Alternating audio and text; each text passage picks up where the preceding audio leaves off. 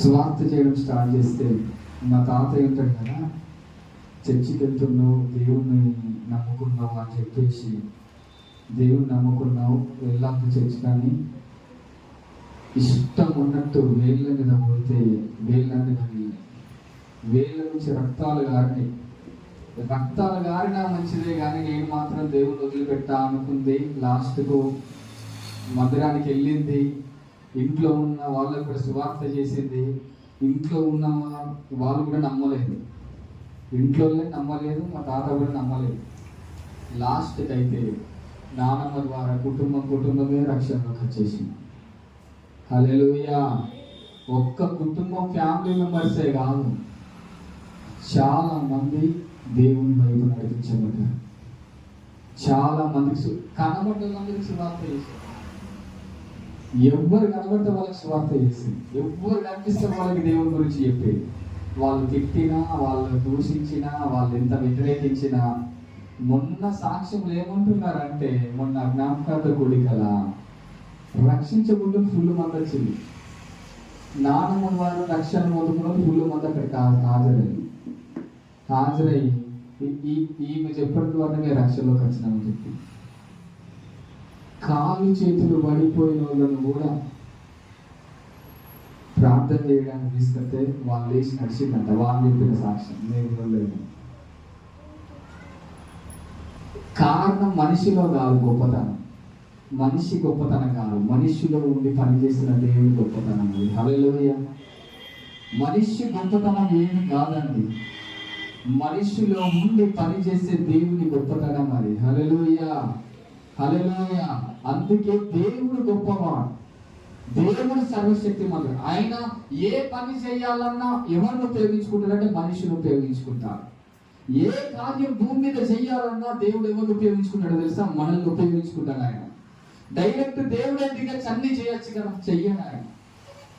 మనిషిని మార్చొచ్చు కదా, మార్చడలా, నీ ద్వారా చేస్తాడు ఆయన. సువార్త నువ్వు ప్రకటించాలి, రక్షణ కార్యం దేవుడు జరిగిస్తాడు. ప్రార్థన నువ్వు చెయ్యాలి, కార్యము దేవుడు చేస్తాడు. కన్నీళ్ళు నువ్వు కావాలి, మార్పును నువ్వు చూడాలి. ఏదైనా కానీ అంతే, మనము చెయ్యాలి, దేవుడు ఒక ముందు అడిగేస్తాడు అంతే. హల్లెలూయా, హల్లెలూయా. అందుకే భూమి మీద దేవుడు ఏది చేయాలన్నా తన బిడ్డల ద్వారా జరిగిస్తాడు. ఈ లోకంలో ఏది పని చేయాలన్నా తన బిడ్డలను ఉపయోగించుకొని దేవుడు జరిగించే దేవుడు అయి ఉన్నాడు ఆయన. హల్లెలూయా. ఒక కార్యము జరగాలి అంటే ఒక వ్యక్తి ప్రార్థన చేస్తే దేవుడి కార్యం జరుగుతుంది. దేవుడు డైరెక్ట్ గా, అందుకే ఎర్ర సముద్రం చీలిపోవాలంటే దేవుడే డైరెక్ట్ గా దిగచ్చి చేయలేదు. అది మోషే నువ్వు చేయి జాపు, నేను దాన్ని పాయలు చేస్తా అన్నాడు ఆయన. హల్లెలూయా. అంటే ఎర్ర సముద్రం పాయలు కావాలి అంటే మోషే చెయ్యి జాపాలి, ఎర్ర సముద్రము చీలిపోవాలి. ఎరికో కోట గోడలు కూలిపోవాలంటే ఇక్కడ ఇశ్రాయేలు ప్రజలు కేకలేయాలి, అది కూలిపోవాలి. హల్లెలూయా. అంటే మనది కొద్ది ఉంటే దేవుడికి కొద్ది ఉంటుంది. అనగా మొన్న వాళ్ళందరూ రక్షణ చెప్తుంటే చాలా సంతోషం వచ్చింది. అంటే నాకు తెలియదు ఇంతమంది రక్షించబడ్డరా అనుకున్నా, నాకు తెలియదు. హల్లెలూయా, హల్లెలూయా. ఇంత మా డాడీ ఏమంటున్నాడంటే సువార్త ప్రకటించిన వాళ్ళు ఉంటారు కదా, ఇంతవరకు ఒక్కరు కూడా లోకంలో కలిసిపోలేదంట, వెనుకకు తిరిగి చూడలేదంట, అట్లా చేసిందంట. కానీ అంత కోల్పోవడం అయితే అంటే ఎవరికైనా బాధ ఉంటుంది. ఎక్కువ ఏజ్ అయిపోయింది, 98 అంటే అప్పటికే అమ్మ మంచం నుండి 10 సంవత్సరాలు. నేనేమంటున్నానంటే మనం బ్రతికిన ఈ బ్రతుకులు, జీవించిన నీకు దేవుళ్ళు, నీవు కనీసం కొంతమందినైనా దేవుని వైపు నడిపించాలి, కొద్ది మందినైనా రక్షణ సువార్తని ఇతరులకు ప్రకటించాలి మనం. హల్లెలూయా. కొద్ది మందినైనా. ఆదికాండం 6వ అధ్యాయము 9వ వచనం చూడండి ఒకసారి. నోవాహు వంశావళి ఇదే. నోవాహు నీతిపరుడు, తన తరములో నిందారహితుడై ఉన్నాడు. నోవాహు దేవునితో కూడా నడిచిన వాడంట. హల్లెలూయా, హల్లెలూయా. నోవాహు ఎవరితో నడిచాడు చెప్పండి? ఎవరితో నడిచాడు? పైని వచనాలలో మీరు అందరూ చూస్తే అక్కడ ఏం జరుగుతుందంటే, ఆ పై వచనాలలో చూస్తే దేవుడు మానవులను చేసినందుకు బాధపడ్డాడంట. ఎందుకు బాధపడ్డాడు దేవుడు? మానవులను చేసినందుకు హృదయంలో నొచ్చుకున్నాడంట దేవుడు. దేవుడు చాలా ఎందుకు బాధ దేవుడికి అంటే, నా బిడ్డలు నా మాట వినడం లేదు, నా బిడ్డలు నాకు లోపడడం లేదు, నా బిడ్డలు నా ఆజ్ఞలు పాటించడం లేదు. అందుకే ఆ పై వచనాలలో మీరు చూస్తే, తమకు మనస్సుకు వచ్చిన స్త్రీలను వివాహం చేసుకొని భూలోకంలో సమస్త జనులు కూడా తమ మార్గములను చెరిపి వేసుకొని దేవుని సన్నిధి, దేవుడాట ఆకాశం నుండి ఇక్కడ భూమి మీద చూసినప్పుడు ఏం జరిగిందో తెలుసా? భూలోకంలో ఒక్కరు కూడా మంచి వాళ్ళు కనబడతలేదు దేవుడికి. ఒక్క వ్యక్తి కూడా మంచితనం కనబడతలేదు దేవుడికి. అప్పుడు దేవుడు ఏం చేశాడంటే నోవాహును చూశాడంట. హల్లెలూయా. ఎవరిని చూశాడు చెప్పండి? నోవాహు గురించి దేవుడు సాక్ష్యం ఇస్తున్నాడు. ఏంటో తెలుసా? నోవాహు నీతిపరుడు, తన తరములు నిందారహితుడు. నోవాహు దేవునితో కూడా నడిచిన వాడంట. అందరిని చూస్తే ఒకలా ఉన్నారు, నోవాహుని చూస్తే ఒకలా ఉన్నాడు. అక్కడ మనుషులందరూ చూస్తే చెడిపోయి బ్రతుకుతున్నారు, నోవాహును చూస్తే నీతిగా బ్రతుకుతున్నారు. ఒక వర్గం ఒక లోకం అంతా ఒక సైడ్ ఉంటే, నోవాహు మాత్రం తన ఫ్యామిలీ మాత్రం ఒక సైడ్ ఉంది. అందరి గురించి దేవుడి సాక్ష్యం ఇవ్వలేదండి. అందరేమో లోకముతో నడుస్తున్నారు, పాపంలో బ్రతుకుతున్నారు, చీకటిలో బ్రతుకుతున్నారు, ఇష్టానుసారమైన మార్గాలు జీవిస్తున్నారు. కానీ నోవాహు ఒక్కడు మాత్రం దేవునితో మాత్రమే నడుస్తున్నాడంట. ఎంత మంచి సాక్ష్యం దేవుడు ఇస్తున్నాడు తెలుసా నోవాహు కోసం. ఒక విషయం చెప్తున్నా, అందరి గురించి చూసినట్లు దేవుడు నేను చూడాలి. ఎప్పుడు కూడా నీవు ఈ తరములో ఒక నోవాహు వలె దేవుడితో నడిచే బిడ్డగా మారాలి. హల్లెలూయా. ఈ తరములో నీవు నోవాహు లాగా నీతి పరుడు, నిందారహితముగా ఉండాలి. హల్లెలూయా.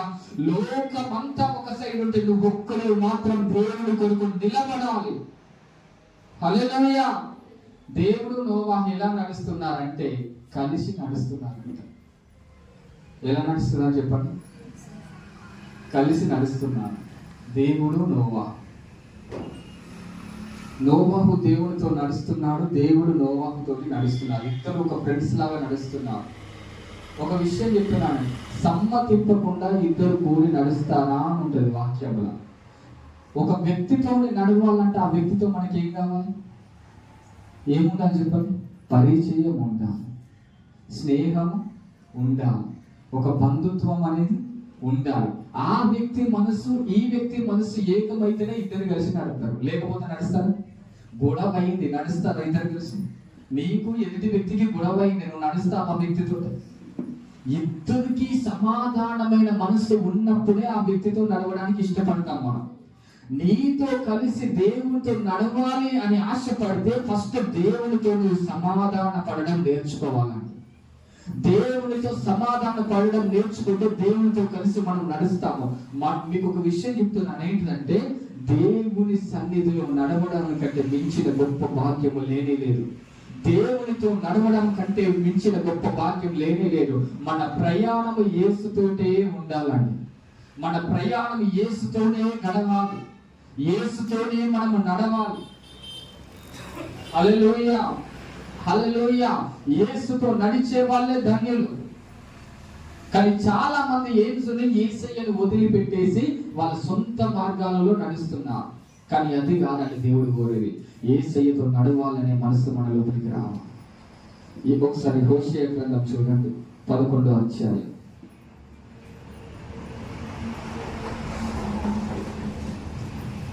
హోషేయ గ్రంథము 11వ అధ్యాయం 3వ వచనం చదవండి. చెయ్యి పట్టుకొని వానికి నడక నేర్పిన వాడును నేనే, వారిని కౌగిలించిన వాడును నేనే, నేనే వారిని స్వస్థపరిచిన వాడిని. మనస్సున పట్టలేదు. హల్లెలూయా. దేవుడు ఏమంటున్నాడంటే ఎఫ్రాయిముకు నడక నేర్పింది ఎవరంట? దేవుడే. ఎవరంట?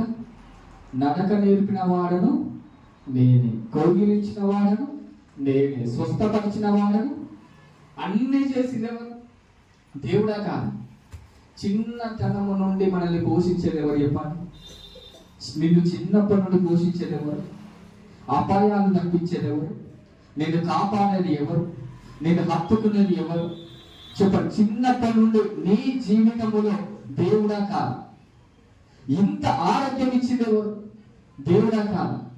దేవుడు ఏమంటున్నాడంటే, ఎఫ్రాయిమును చెయ్యి పట్టుకొని నడిపింది నేనే, కోగిలించుకున్నది నేనే, స్వస్థపరిచింది నేనే, అన్ని చేసింది నేనే. అయినా కానీ ఆ సంగతి వారికి మనసులో లేదంట.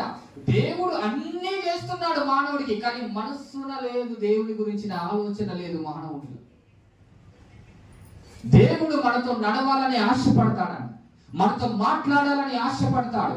దేవుడు తన స్వరాన్ని మనకు విడిపింపజేయాలని ఆశపడతాడు. దేవుడు మనము కలిసి సహవాసము చెయ్యాలని ఆశపడతాడు, కానీ మనకది మనసున పట్టదు. హల్లెలూయా, హల్లెలూయా. మనకి ఎప్పుడు మనసున కట్టదో తెలుసా? దేవుని గురించి తెలియాలంటే, దేవుని గురించి మనకు తెలవాలంటే, ఈ భూలోకంలో ఉన్నంత వరకు కూడా మనకు దేవుని విలువ అర్థం కాదు, ఆయన ప్రేమ అర్థం కాదు, ఆయన కనికరం అర్థం కాదు. మనకి ఎప్పుడు అర్థమవుతుందో తెలుసా? ఎప్పుడు అర్థమవుతుందో తెలుసా? దేవుని వదిలిపెట్టేసి మనం మరణించిన తర్వాత, నరకానికి వెళ్ళిపోయిన తర్వాత కాలిపోతుంటే ఆ వేడికి తట్టుకోలేక 24 గంటలు ప్రార్థన చేస్తారు. అక్కడ ఎన్ని గంటలు చెప్పండి? ఎన్ని గంటలు ప్రార్థన చేస్తారు అక్కడ? 24 గంటలు ఆగకుండా ప్రార్థన చేసేది నరకంలోనే. మనిషి ఇక్కడ భూమి మీద అసలు ప్రార్థన చేయడు, భూమి మీద స్తుతించడు, ఎంత చెప్పినా వినడు, మారుమన్నా మారడు. ఆ మారు మనసు ఎక్కడత్తది అంటే, అంత చేతులు కాలిపోయిన తర్వాత ఆకు బతుకున్నదంటే ప్రయోజనం ఏమని అని అంటారు. నరకానికి వెళ్ళిన తర్వాత 24 గంటలు ప్రార్థన చేసినా ప్రయోజనం ఉండదు, 24 గంటలు కేకలు వేసినా ప్రయోజనం ఉండదు. ఈ భూమి మీద చిన్న నిప్పురవ్వ మన ఒంటి మీద పడితేనే బాంబు అని మనం తట్టుకోలేకపోతాం. తట్టుకుంటాం చెప్పండి? చిన్న నిప్పురవ్వ తట్టుకుంటావా? ఒక 5 నిమిషాలు అగ్నిలో అయితే మనం తట్టుకుంటామా? 5 నిమిషాలు అగ్నిలో నిలబడితే మనం తట్టుకుంటామా? మన పాదాల కింద అగ్ని పెడితే తట్టుకుంటామా? నడుస్తామా? అలాంటిది నీ ఆత్మ చాలా విలువైనది దేవుని దృష్టిలో. నీ శరీరము చాలా విలువైనది దేవుని దృష్టిలో. నీ ప్రాణము దేవుని దృష్టిలో చాలా విలువైనది. అన్నిటికంటే ముఖ్యముగా నీ హృదయము చాలా విలువైనది దేవుని దృష్టిలో. ఇక్కడ ఉన్నప్పుడు భక్తి చేయకపోతే, ఇక్కడ ఉన్నప్పుడు ప్రార్థన చేయకపోతే, ఇక్కడ ఉన్నప్పుడు దేవునితో కలిసి నడవలేకపోతే, నరకానికి వెళ్ళిన తర్వాత నువ్వు ఎంత ప్రార్థన చేసినా దేవుడు వినడు. ఎప్పుడైనా మారు మనసు పొందాల్సింది ఈ భూమి మీద ఉన్నప్పుడే, రక్షణ పొందాల్సింది ఇక్కడ ఉన్నప్పుడే, దేవుడితో నడవాల్సింది ఇక్కడ ఉన్నప్పుడే. హల్లెలూయా. నోవాహు దేవుడితో కూడా నడిచాడు, హానోకు దేవుడితో కూడా నడిచాడు, అబ్రహాము దేవుడితో కూడా నడిచాడు. దేవునికి స్నేహితుడుగా వాళ్ళు మార్చబడ్డారు. హల్లెలూయా. ఎవరితో నడిచారో వాళ్ళు? దేవునితో కూడా నడిచారంట. ఈ రోజు ప్రతి బిడ్డ దేవునితో నడిచే అనుభవంలోకి రావాలి. ఇప్పుడు ప్రతి ఒక్క వ్యక్తి దేవుని చేత నడిపించబడే వ్యక్తిగా మారాలి. నేను దేవుని కుమారుడు కుమార్తెను నేను చెప్పుకుంటే సరిపోదు. ఎవరు దేవుని కుమారుడు తెలుసా? ఎందరైతే దేవుని ఆత్మ చేత నడిపించబడతారో వారు మాత్రమే దేవుని కుమారులు. హల్లెలూయా. ఈ రోజు దేవుని కుమారులను మనం కావాలి అంటే నువ్వు దేవుని ఆత్మ చేత నడిపించబడాలి. పరిశుద్ధాత్మ నిన్ను నడిపించాలి, ఆత్మ నిన్ను కొనిపోవాలి. అందుకే బైబిల్ చూడండి, యేసు పరిశుద్ధాత్మ చేత కొనిపోబడ్డాడని ఉందనా లేదా? ఏలియా ఆత్మ వలన కొనిపోబడ్డాడని లేదా బైబిల్? ఎహెజ్కేలు కూడా ఏంటి? యెహోవా నన్ను ఎత్తుకొని వెళ్ళి ఎముకల లోయలో నన్ను పడేశాడు, ఎముకల లోయలోనికి నన్ను తీసుకొని వెళ్ళాడు, నేను ఆత్మవశుడనై ఉండగానే యెహోవా నన్ను తీసుకొని వెళ్ళాడని లేదా బైబిల్లో? భక్తులందరినీ నడిపించే దేవుడు తెలుసా అండి? పరిశుద్ధాత్మ దేవుడు. భక్తులలో ఉండి పనిచేసే దేవుడు తెలుసా? పరిశుద్ధాత్మ దేవుడు. కీర్తనలు దావీదు రాశాడని మనం చాలా సార్లు వింటాం, కానీ రాసి దేవుడు తెలుసా? దావీదులో నుండి పరిశుద్ధాత్మ రాశాడు. ఈరోజు యెహోవా మనల్ని కొనిపోవడానికి సిద్ధంగా ఉన్నాడు. ఆయన యెహోవా కొనిపోయే దేవుడు. ఆయన హానోకు దేవునితో నడిపించబడి కొనిపోబడ్డాడు. ఎక్కడికి? దేవుని రాజ్యములోనికి వెళ్ళిపోయాడు. చివరికి నోవహు దేవునితో నడిచి నడిచి నడిచి పెద్ద ప్రళయము, జల ప్రళయము, ఊరంతా నాశనమైపోయినా కానీ తన కుటుంబము రక్షించబడింది. కారణం ఏంటో తెలుసా? దేవునితో నడవడం ద్వారా. సర్వలోక ప్రజలందరూ కూడా పాపము చేసి కొట్టుకొని పోయారు. ఒకవైపు జల ప్రళయం వచ్చేసి అక్కడ ఉన్న వాళ్ళందరూ ప్రళయంగా కొట్టుబడబడినారు. కానీ ఒక నోవహు కుటుంబం రక్షించబడిందని కారణం ఏంటో తెలుసా? దేవునితో నడవడము ద్వారా. ఈ రోజు దేవుడు కొనిపోబడడానికి, మనం కొనిపోబడడానికి సిద్ధంగా ఉన్న రోజులు ఇవి. ఎవరు ఎత్తబడతారో తెలుసా? ఎవరు దేవుని రాజ్యాన్ని చేరుకుంటారో తెలుసా? ఆయనతో నడిచిన ప్రజలు మాత్రమే ఆయన ఉండే స్థలానికి వెళ్తారు. హల్లెలూయా, హల్లెలూయా. నువ్వు కొనిపోబడాలి రేపు ఆత్మ వలన అంటే యేసుతో నువ్వు నడిచే బిడ్డగా ఉండాలి. హల్లెలూయా. ఎక్కడ ఉన్నా మన యేసయ్య మనకు తోడై ఉంటాడని యేసన్న గారు ఒక పాట రాస్తారు. ఏం పాట తెలుస్తారు? జలములలో బడి నేను వెళ్ళినా అవి నా మీద పారవు, అగ్నిలో బడి నేను నడచినా జ్వాలలు నన్ను కాల్చచాలవు. హల్లెలూయా. జలములలో వెళ్ళినా మనం వెళ్దాం, మునిగిపో. అగ్నిలో బడి వెళ్ళినా ఏంగా మునిగిపో. కారణం ఏంటిది? మన పక్కనే ఉండి మనల్ని నడిపిస్తున్న దేవుడు సదాకాలం మనతో కూడా ఉన్నాడు. ఆయన హల్లెలూయా. మన ప్రక్కనే ఉండి మనల్ని నడిపించే దేవుడు సదాకాలం మనతో కూడా ఉన్నాడు. ఆయన అందుకే జలములలో వెళ్ళినా అగ్నిలో వెళ్ళినా మనం మాత్రం సురక్షితంగా ఉంటాం. హల్లెలూయా, హల్లెలూయా. కాబట్టి యేసుతో నడిచే వాళ్ళంగా మనం ఉందాం. యేసు మనల్ని కొనిపోవడానికి సిద్ధంగా ఉన్నాడు. ఆయనతో నడిచినప్పుడు మాత్రమే ఆయన యొక్క రాజ్యంలోకి మనం వెళ్ళిపోతాం. దేవుడు నడిపించేవాడు, నిత్యము నడిపించేవాడు. ఆయన ఒక రోజు 2 రోజులు కాదు ఆయన నడిపించేది. నిత్యము మన పక్కన ఉండి మనల్ని నడిపించే దేవుడు ఆయన. నిత్యము నిన్ను నడిపించేవాడు, నీకు తోడై ఉన్నాడు. నిత్యము మన పక్కనే ఉన్న దేవుడు ఆయన. హల్లెలూయా, హల్లెలూయా. నిత్యము మనతో ఉన్నవాడు ఆయన. దేవుడు ఏమంటాడంటే, దిగులు పడకుమా, నేను నిన్ను బలపరుస్తాను. భయపడకుమో, నేను నీకు తోడై ఉంటాను. నీ కుడి చేతిని పట్టుకొని ఉన్నాను నేను అని చెప్తాడు ఆయన. ఏం చేతి పట్టుకున్నాడు ఆయన? ఎవరి చేయి పట్టుకున్నాడు? మన చెయ్యి పట్టుకొని మనల్ని నడిపించే దేవుడు అంట. మన చెయ్యి పట్టుకొని మనల్ని నడిపిస్తున్న దేవుడు అంట. చాలా సార్లు మన అడుగులు త్రుట్టిల్లిపోతాయి, మనం నడిస్తే పడిపోతాం, అవునా కదా? కానీ దేవుడు పట్టుకొని నడిపిస్తే మనం పడిపోం. నువ్వు నడిపిస్తే నువ్వు పడిపోతావు, కానీ యేసయ్య నీ చెయ్యి పట్టుకొని నేను నడిపిస్తే నువ్వు ఎప్పుడూ పడిపోవు, స్థిరంగా నిలబడి ఉంటావు నీవు. హల్లెలూయా. దేవుడి సంఘము మధ్యలో సంచరించే దేవుడు ఆయన. తన బిడ్డల మధ్యలో సంచరించే దేవుడు ఆయన. మన మధ్యలో నడిచే దేవుడు ఆయన. హల్లెలూయా. దేవుడు ఎప్పుడు కూడా నీకు దూరంగా ఉండాలని ఆశపడడు ఆయన, మనతో ఉండాలని ఆశపడతాడు. మీకు ఒక వాక్యం చూపిస్తాను. హల్లెలూయా, హల్లెలూయా. ఒకసారి మనమందరం గలతీలో రాసిన పత్రిక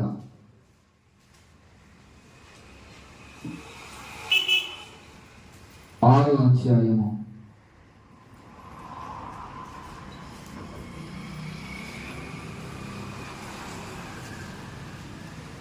1 నిమిషం. అందరూ కూడా బైబిల్ గ్రంథం తెచ్చినట్లయితే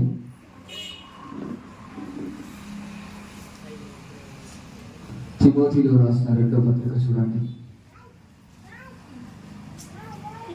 తిమోతిలో రాసిన 2వ పత్రిక 4వ అధ్యాయం 17వ వచనం. అయితే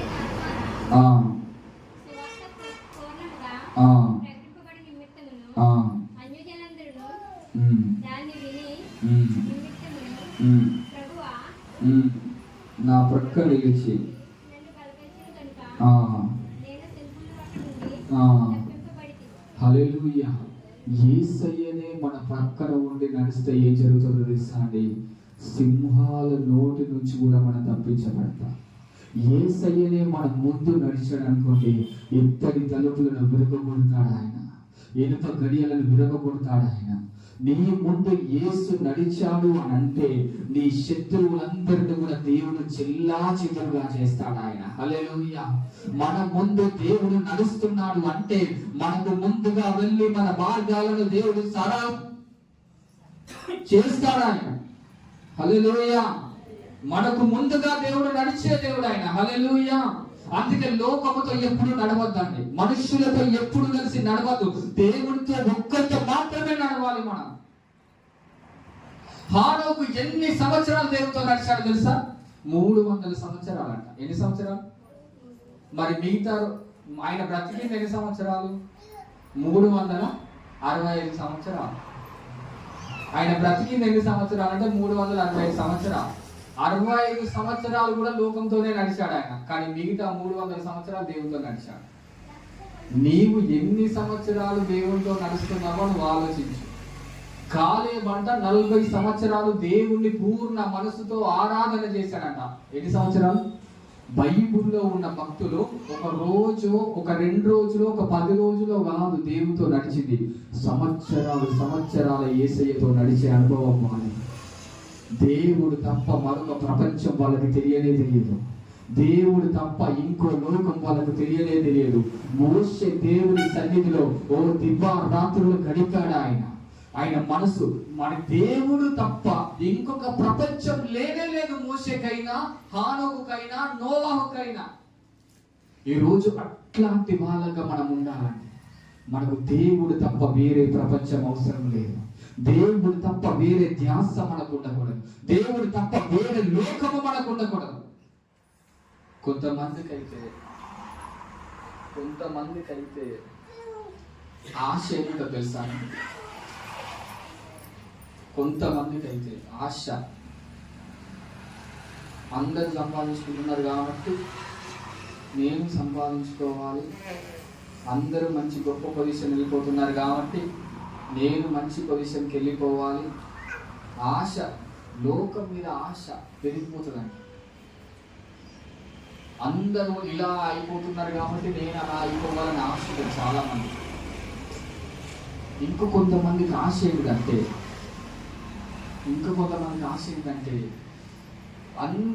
అందరి దృష్టిలో అందంగా కనబడాలి. కొంతమంది ఆశ ఏంటి? అందరి దృష్టిలో ఏం కనబడాలి? అద్దం ముందు నిలబడితే అద్దం వదిలిపెట్టారు కొంతమంది. అద్దం ముందు నిలబడితే అసలు అద్దం వదిలరిగా. రెడీ అవ్వడం ఎక్కువ ఉంటుంది. ఫంక్షన్లో పోతే నేను కొంతమందికి ఇంకా ఫంక్షన్లో పోతే పెళ్లి కూతురు కంటే వీళ్ళే పెళ్లి కూతురు లెక్క అనుకుంటారు. పెళ్లి కూతురు వాళ్ళ వీళ్ళ అనుకుంటారు. ఒకసారి ఆ పెళ్లి కూతురు వాళ్ళ రిలేషన్సే ముందుకునేటట్టు వీళ్ళు రెడీ అయిపోతారు. నాకు అనిపిస్తుంది, ఒకసారి ఒక ఫంక్షన్ జరిగింది, పెళ్లి కూతురు అక్కడ రెడీ అయి ఉన్నది, పెళ్లి కూతురు కంటే ఇంకా రెడీ అయ్యొచ్చిన వాళ్ళు ఉన్నారా? పెళ్లి కూతురు కంటే కూడా వచ్చిన రిలేషన్స్ ఉంటారు, వాళ్ళు ఇంకా రెడీ అయ్యి వచ్చింది అక్కడికి. ఈ పెళ్లి కూతురే కుళ్ళుకుంటాను ఇంకా అలా చూసి వీళ్ళ వాళ్ళ అన్నట్టు కదా. ధ్యాస అంతా దేని మీద పెడుతున్నారు తెలుసా? మనుషులను ఆకర్షించాలని అనుకుంటున్నారు కానీ దేవుని నేను ఆకర్షించాలన్న మనసు లేదు ఇప్పుడు చాలా దినంగా. భక్తి జీవితం చల్లారిపోయింది. ప్రార్థన చెయ్యాలనే మంట సంఘంలో చల్లారిపోయింది.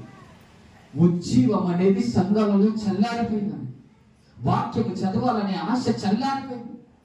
దేవునితో నడవాలి, దేవుని ఆలోచనతో నింపబడాలి, దేవుని పరిశుద్ధాత్మను పొందుకోవాలి, ఆత్మ నన్ను కొడిపోవాలి అన్న ఆశ సంఘములలో చల్లారిపోయింది. దినాలలో ఏమైనా లోకం మీద ఆశ పెరిగింది, ఆకర్షణల మీద ఆశ పెరిగింది, లోక సంబంధమైన వాటి మీద తృష్ణ పెరిగింది. ఈనాడు మనిషి లోకానికి ఇచ్చే టైం ఎంత ఉంటుంది, దేవునికి ఇచ్చే టైం ఎంత ఉంటుంది చెప్పండి? దేవుడితో గడిపే సమయం ఎంత ఉంటుంది, లోకంతో గడిపే సమయం ఎంత ఉంటుంది. లోకంతో గంటలు గంటలు గడుపుతారు, ఫోన్లతో గంటలు గంటలు గడుపుతారు, కానీ దేవుడితో నడిచే అనుభవం ఎంత? ఒక్కసారి ఇప్పుడైనా ఆలోచించారా? మీరు ఎంత సమయం దేవునికి ఇస్తున్నాం మనం, ఎంత సమయం దేవునితో గడుపుతున్నాం మనం, ఎంత సమయం దేవునితో కలిసి నడుస్తున్నాం అనేది ఒక్కసారి ఆలోచించారు. యేసు మనతో నడవాలి. యేసు మన సన్నిధి నువ్వు ఎక్కడికి వెళ్ళినా నీతో రావాలి. యేసు మహిమ నువ్వు ఎక్కడికి వెళితే అక్కడ నిన్ను వెంటాడాలి. కారణం ఎందుకు తెలుసా? నువ్వు నిరంతరము దేవుని సన్నిధిని వెతికే బిడ్డగా ఉండాలి. హల్లెలూయా. నీవు నిరంతరము దేవుని సన్నిధిని నిత్యము వెతికే బిడ్డగా ఉన్నప్పుడు ఆయన సన్నిధి వెతుక్కుంటూ నిన్ను వస్తుంది. హల్లెలూయా, హల్లెలూయా. మన లోకం గురించి పట్టించుకోవద్దని. లోకం అంటే ఎంతకాలం ఉంటుంది చెప్పండి? లోకం మాట ఎంతకాలం ఉంటుంది? సగం జీవితం అయిపోయింది, ఇంకా సగం జీవితం ఉంది. 50 సంవత్సరాలు బతుకుడే కష్టం, అవునా కదా? 60 సంవత్సరాలు బతుకుడే కష్టం. మా నాన్నమ్మ అంటే 90 సంవత్సరాలు బతికింది. ఆమెకు ఎప్పటి కాలంలో ఉన్నది. కానీ స్వతంత్రం రాకముందు ఉంటుంది అంటే ఉదాహరణ చెప్తున్నా. స్వతంత్రం రాలేదు అప్పుడు పుట్టింది. ఎంతో మందిని రక్షించింది. నేను చచ్చిపోయే ముందు 10 మందిని దేవుడి సన్నిధి తీసుకుపోవాలనుకున్నా, తీసుకెళ్ళింది. మన జీవితాలు అల్పమైన జీవితాలు, చిన్నవి. మనం ఆనాడు మెతుషెల 969 సంవత్సరాలు బతికింది. కానీ ఏం లాభం? ఒక్క మంచి మాట కూడా మెతుషెల కోసం రాయబడిందా? మెతుషెల ఇంత మంచి పని చేశాడు, దేవునితో నడిచాడు, అనేకులు సహాయం చేస్తారు, రాయబడిందా? 100 సంవత్సరాలు బ్రతికి ఒక్కసారి కూడా ప్రయోజనం లేని బ్రతికి. ఎందుకని? మెతుషెల 100 సంవత్సరాలు బ్రతికాడు, కానీ ఒక్క రెఫరెన్స్ లేదు తన కోసం మంచితనం గురించి. మెతుషెల కుమారులు వందల సంవత్సరాలు బ్రతికారు, కానీ ఒక్కరి కోసం పరిశుద్ధాత్మ దేవుడు ఇతడు మంచివాడని రాయించలేదు. అల్పమైన జీవితం అని ఇంతలో కనబడి అంతలో మాయమయ్యే ఆవిరి లాంటి జీవితం ఇది. నీటి బుడగ లాంటి జీవితం ఇది. గడ్డి పువ్వు లాంటి జీవితం ఇది. ఎప్పుడు ప్రత్యక్షమవుతామో, ఎప్పుడు మరణిస్తామో మనకే తెలియదు. ఏ క్షణాన ఏం జరుగుతుందో ఎవరికీ తెలియదు. ఎప్పుడే మంచిగుంటారో అప్పుడే హార్ట్ అటాక్ అవుతుంది, అప్పుడే చచ్చిపోతాడు. చెప్పగలుగుతామా మన జీవితాలు శాశ్వతంగా ఈ లోకంలో ఉంటాయని? యేసయ్యతో నడిస్తేనే నిత్య జీవాన్ని పొందుకుంటాం మనం. హల్లెలూయా. యేసయ్యతో నడిస్తేనే పరలోక రాజ్యాన్ని చేరుకుంటాం మనం. యేసుతో అంటుకట్టబడితేనే నీవు రేపు మహిమలో ఎత్తబడతావు. యేసు మనతో లేకుండా పరలోక రాజ్యాన్ని మనం చేరలేము. యేసుతో గడపకుండా దేవుని సన్నిధికి చేరలేము. యేసు ప్రభు భూమి మీద ఉన్నప్పుడు ఒక మాట అంటాడు, నేను తండ్రి యొద్దకు వెళ్ళుచున్నాను, మీకు స్థలము సిద్ధపరచడానికి నేను వెళ్ళుచున్నాను, లేని ఎడల మీకు చెప్పుతానంటే ఫిలిప్ అంటాడు, ప్రభువా ఆ మార్గం మాకు ఎట్లా తెలుస్తుంది? నువ్వు వెళ్ళే మార్గం మాకు కావాలి, నువ్వు ఉండే దగ్గరికి మేము రావాలంటే యేసయ్య ఒకటే మాట అన్నాడు, నేనే మార్గము, నేనే సత్యము, నేనే జీవము, నా ద్వారానే తప్ప ఎవడు తండ్రి యొద్దకు రాడని చెప్తాడు ఆయన. హల్లెలూయా. ఇప్పుడు యేసు తండ్రి దగ్గరికి చేరాలంటే యేసయ్య అనే మార్గము ద్వారా మనం చేరాలి. హల్లెలూయా. నాకు రూట్ తెలియకపోతే నేను ఏం చేస్తాను తెలుసా? ఎక్కడికన్నా వెళ్ళాలంటే నాకు రూట్ తెలియకపోతే ఏం చేస్తానో తెలుసా? గూగుల్ మ్యాప్ ఆన్ చేసి ఆ ప్లేస్ ఆన్ చేసి కొడితే బస్ స్టాండ్ ఎక్కడుందో, రైల్వే స్టేషన్ ఎక్కడుందో మొత్తానికి చెప్పినా చెప్పదా? నా తెలియదు అది రూటు. నేను ఎవరిని అడుగుతున్నా? నేను అడుగుతున్నా. అదేం చెప్తుంది? నువ్వు రైట్కు తిరిగి అంటది, లెఫ్ట్కు తిరిగి అంటది, ఇన్ని కిలోమీటర్లు ఉన్నదని చెప్తుంది, ఇంత టైం పడుతుందని చెప్తుంది. చెప్తుందా చెప్పదా? ఈ సెల్లు చెప్తుందా చెప్పదా? మనం ఏం చెయ్యాలో దీనికి ఉన్నదా లేదా? ఉందా లేదా? ఒక సెల్లే మనల్ని మనం అడిగితే గమ్యాన్ని చేరుస్తుంది. యేసయ్యను ఆశ్రయించిన నీవు తప్పిపోతావా? యేసయ్యను ఆశ్రయించిన నీవు పడిపోతావా? ఒక మొబైల్ ఫోనే నీవు చేయాల్సిన గమ్యస్థానం అడిగితే చెప్తుంది, అంతకంటే గొప్పవాడు మన యేసయ్య నీతో ఉండంగా నీవు తన రాజ్యంలోనికి ఖచ్చితంగా ఆయనతో నడిచిన వాళ్ళని తీసుకెళ్తాడు ఆయన. హల్లెలూయా, హల్లెలూయా. అందుకే యేసుతో నడవడం మనం అలవాటు చేసుకోవాలి. ప్రతి ఒక్క రోజా 2 రోజుల మనం బ్రతికినంత కాలం దేవునితో నడవడం స్టార్ట్ చేయాలి. హల్లెలూయా. లోకమంతా చెడిపోయిందండి, లోకమంతా పాపంలో ఉంది, కానీ నోవహు ఒక్కడు మాత్రమే దేవుని కొరకు నిలబడ్డాడు. ఈ లోకం ఎటువైనా పర్వాలేదు, కానీ నీవు మాత్రం దేవుని కొరకు నిలబడే వ్యక్తిగా ఉండాలి, దేవునితో నడిచే వ్యక్తిగా ఉండాలి. హల్లెలూయా, హల్లెలూయా. చిన్నప్పుడు నేను తప్పిపోయినా. ఎక్కడ తప్పిపోయినా తెలుసా? స్కూల్కి వెళ్ళినా. నన్ను స్కూల్ ఎక్కడ వేసిందంటే, ఇంటి దగ్గర కాదు మాకు స్కూలు. ఎక్కడ తెలుసా? ఇక్కడ నుంచి మొదలు పెడితే మొగల్పురం ఉంటుంది స్కూల్. నేను చదివేది ఎంత క్లాస్ అంటే 2వ తరగతి. గుర్తుంటుందా చెప్పు? 2వ తరగతి చదువుతున్నా. ఇంగ్లీష్ మీడియం వేసాను, నాకు రూట్ ఏది లేదు. చదువుతున్నా. అక్కడ ఏమైపోయింది, మాకు సాయంత్రం 4 గంటలకు అయిపోతుంది స్కూల్.